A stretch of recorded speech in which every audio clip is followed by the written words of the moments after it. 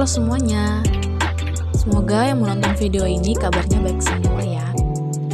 Di sini saya akan memaparkan sebuah materi dengan judul Peluang Usaha dan Menentukan Jenis Bisnis yang Memiliki Prospek Pasar yang Baik. Dalam materi ini ada 3 pembahasan, yaitu analisis peluang bisnis, bisnis plan, dan startup. Ke materi pembahasan pertama, analisis peluang bisnis. Ini merupakan proses identifikasi, evaluasi, dan pemanfaatan kesempatan yang ada di pasar untuk menciptakan nilai melalui produk atau layanan yang sesuai dengan kebutuhan konsumen.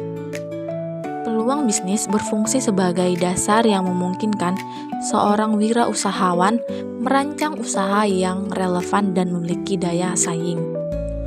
Analisis peluang bisnis tidak hanya berfokus pada pencarian ide, tetapi juga pada pemahaman mengenai kekuatan dan kelemahan usaha, serta ancaman dan peluang yang mungkin muncul. Kewirausahawan juga harus peka terhadap perubahan yang terjadi di sekitar mereka, karena peluang seringkali muncul dari perubahan kebutuhan dan preferensi konsumen. Proses analisis peluang bisnis pada dasarnya melibatkan 3 langkah utama. Yang pertama, identifikasi peluang. Ini tahap di mana wirausahawan mengamati pasar untuk mencari kebutuhan yang belum terpenuhi. Selanjutnya, evaluasi peluang dilakukan untuk menilai sejauh mana peluang tersebut dapat memberikan keuntungan bagi usaha.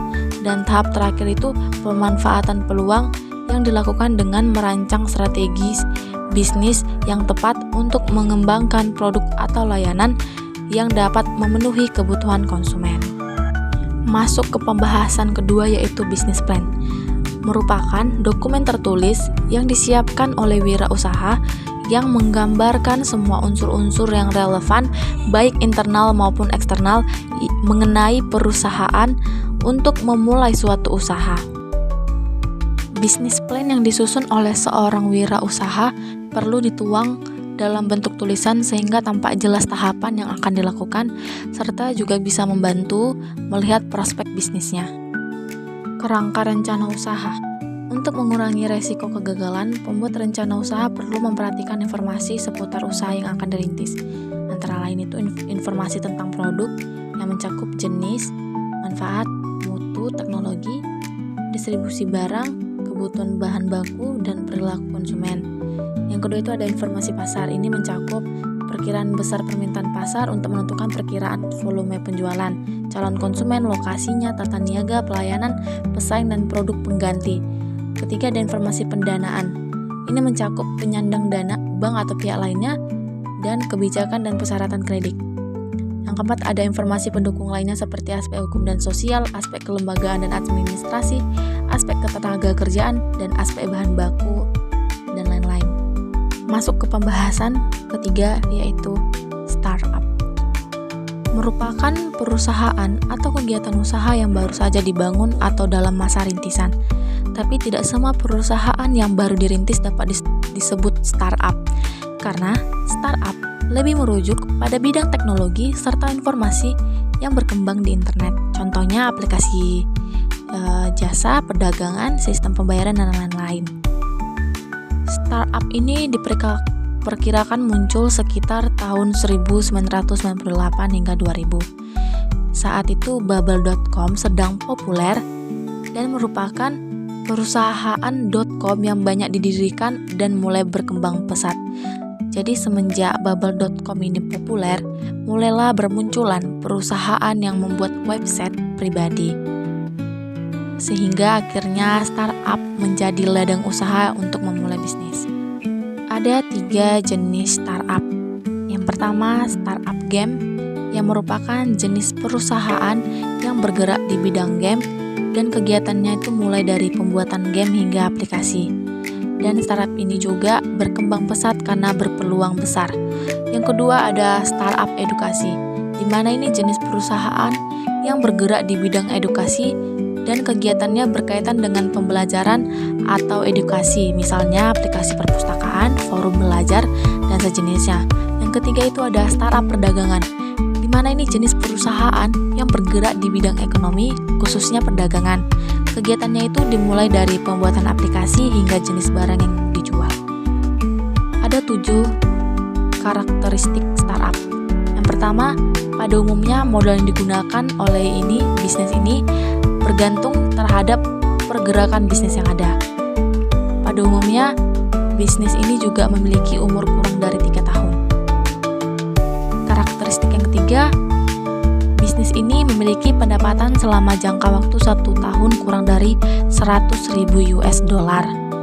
Karakteristik keempat, bisnis ini memiliki tujuan atau fokus terhadap mengembangkan bisnisnya dengan cepat. Karakteristik yang kelima, pada umumnya bisnis startup membuat sebuah produk maupun jasa yang dapat digunakan oleh masyarakat dalam menjawab segala kebutuhan yang belum disediakan serta mengisi pasar tertentu.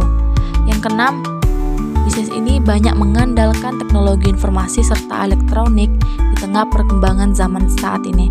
Yang ketujuh itu, bisnis ini menggunakan model bisnis yang memiliki sifat yang mudah beradaptasi terhadap lingkungan baru untuk menyesuaikan diri dengan kebutuhan pasar yang ada. Contoh perusahaan startup di Indonesia itu ada Tokopedia, yang dimana ini salah satu toko belanja online yang terkenal di Indonesia yang didirikan tahun 2009. Tokopedia juga tidak hanya sukses di Indonesia tapi juga di kawasan Asia Tenggara. Yang kedua itu ada Gojek. Ini salah satu perusahaan transportasi yang sudah sangat dikenal masyarakat. Didirikan tahun 2010 dan merupakan perusahaan teknologi yang melayani angkutan melalui jasa ojek. Bisnis yang akan saya bangun ke depannya yaitu bisnis bakery, di mana dalam bakery ini saya tidak hanya menjual kue atau roti, tapi saya juga menyediakan kafe yang ketika konsumen ingin menyantap roti yang sudah mereka beli, mereka bisa menyantapnya di kafe sebelah gedung bakery. Dalam kafe itu juga menjual minuman seperti minuman coklat atau kopi yang cocok untuk santapan kue. Lalu di bakery saya ini bukan hanya roti yang kecil tapi juga menjual kue custom atau seperti kue ulang tahun atau kue yang ingin dipesan seperti itu. Sekianlah, terima kasih sudah menonton.